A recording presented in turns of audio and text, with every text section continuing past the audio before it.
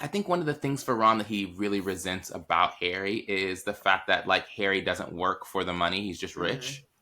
And I think Yeah. for Ron, there is a sense of like you need to work to get it, even though he doesn't want to. But that's a different conversation. But like I think for him, seeing Fred and George do the work to be able to get to a specific place makes a big difference for how he understands like Mhm. his ability to take whatever gifts are given to him.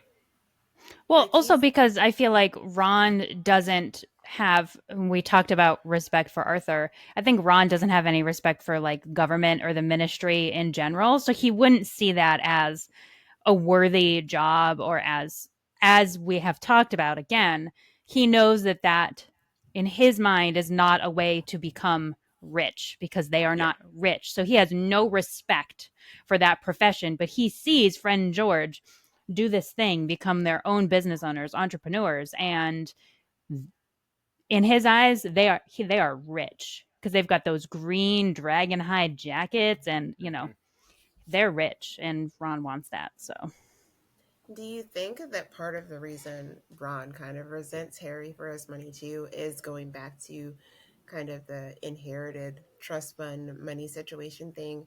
And he kind of likens Harry's money to Draco's money, where Draco is also a trust fund baby. And here's Harry with the same kind of thing, though his personality is much, much different from Draco's. I wonder if there's a little underlying comparison, resentment, what have you there. Yeah, I think part of it is because of Harry's nonchalance with money. And it's not coming from a place of like money doesn't matter. He's just not used to having it, so he doesn't know how to Mm-hmm. operate with it. But I think it all comes out the same to Ron as like when the Omnioculars and the Leprechaun Gold, and Harry's like, I literally just didn't think about it. And he says it very offhandedly, but to Ron it hits like you're poor and you think about money all the time, and I just don't because I'm super Mhm. rich.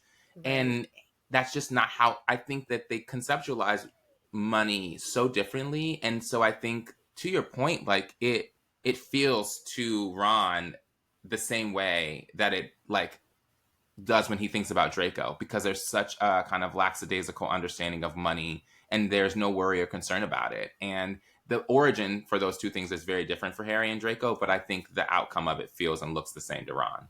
Mm. Yeah, that's fair. Yeah. It also makes me think that Ron sees other purebloods, other old families like his who are rich and who are loaded. And he's like, why the hell aren't we? And then Harry comes in, who is not one of those things. He just, granted, he's the boy who lived, and there's like another level there. But it's definitely that level of jealousy. Like, damn it.